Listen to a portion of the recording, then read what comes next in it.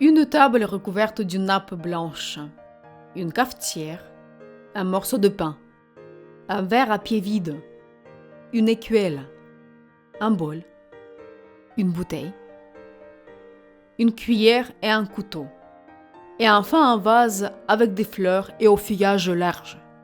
La table servie est la première nature morte fixée par un procédé photographique.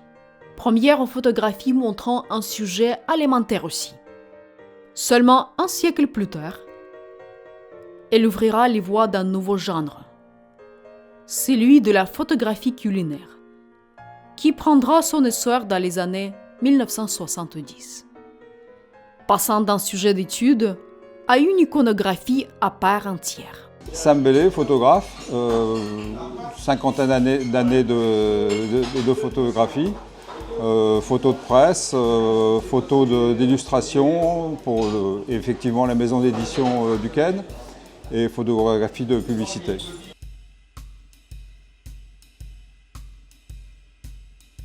Alors, c'est difficile, mais je pense qu'à partir du moment où on a une belle assiette, c'est fabuleux. Tout dépend du chef. Alors, il y a parfois un souci, c'est que les chefs veulent trop en faire. Et donc nous, notre métier, ou alors quand on peut avoir une styliste, c'est fabuleux parce qu'elle met vraiment en scène, elle ou il, pardon, en scène dans l'assiette. Parce qu'il faut justement remettre une assiette que l'on présente sur table, c'est pas forcément l'assiette que l'on va photographier. Il faut la retravailler évidemment. Moi j'ai des souvenirs, puisqu'on a fait aussi un livre avec Jean Proy sur Lutrière, pour les 100 ans d'ailleurs également de Lutrière. Et Jean, j'adore travailler avec Jean parce il connaît le travail de l'assiette, la présentation de l'assiette. Et notre souci, nous photographes, photographes culinaires, et après évidemment, à partir du moment où il y a une belle assiette, il faut l'éclairer, quoi. Il y a quand même un travail de lumière à faire. Puis après, c'est plus ou moins le savoir-faire du photographe, effectivement. C'est quelques années de métier, quoi.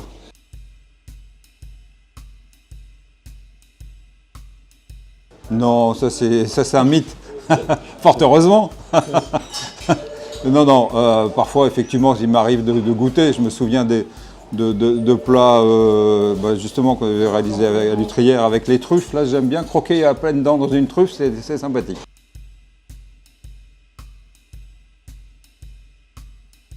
Alors après effectivement, bon, il y a le travail du photographe, mais quand on réalise un ouvrage culinaire, il y a aussi toute la mise en page. Et ça c'est là où, quand le photographe peut intervenir à la mise en page, c'est fabuleux, parce qu'on travaille main dans la main avec le maquettiste.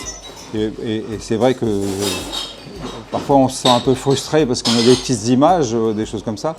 Et donc quand on peut avoir un peu de surface, façon de parler, mais des grandes images, c'est quand même préférable. Alors je suis Sophie Stanikiewicz, je suis photographe depuis maintenant à peu près 14 ans. Je suis photographe professionnelle et je vis de mon métier. Enfin, c'est une passion qui est devenue un métier.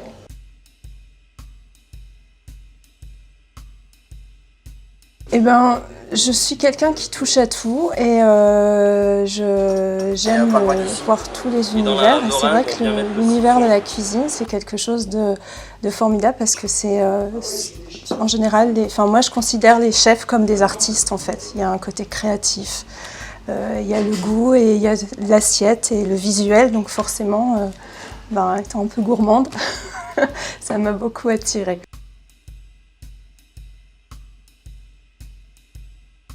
Par exemple, on m'appelle pour faire des photos qui peuvent illustrer des sites internet ou alors pour la communication. Et puis, moi, je viens et en général, j'aime beaucoup prendre les gens sur le vif. Je suis pas trop dans les photos posées.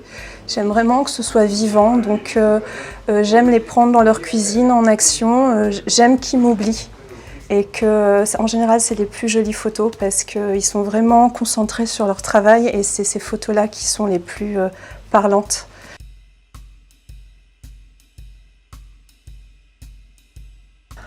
La lumière, toujours en photo.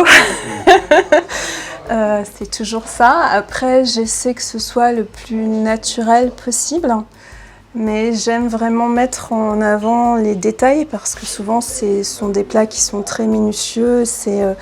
des petites fleurs, enfin ce que les gens ne voient pas, des petites fleurs posées avec une pince, enfin des choses très délicates. Et ça, j'essaie vraiment de mettre le côté délicat en exergue avec les photos. Le plat raconte une histoire et en général, c'est ce que j'essaie de faire passer dans mes photos, de ne pas trahir ça, ce que le chef a voulu raconter, et de le mettre en avant et d'essayer à ma façon de le magnifier. Ouais, on a fait toute une série de calendriers sur à peu près 4 ou 5 ans, où on se baladait, pareil encore une fois, dans toute la région Nord-Pas-de-Calais, et on photographiait les chefs avec des mises en scène un petit peu atypiques et humoristiques pour en faire un calendrier et valoriser un petit peu le réseau. Oui, on est descendu photographier Frédéric Anton. Voilà, le Pré-Cattelan, qui était 3 étoiles à l'époque, je pense qu'il est encore toujours d'ailleurs. Et c'était un grand moment aussi. On a été photographier le grand chef Daniel Boulou à New York, on a été ensemble d'ailleurs. Et on l'a photographié à Brooklyn, voilà, sur son vélo, qui est un grand amateur de bière qui faisait des mélanges de gastronomie et de bière.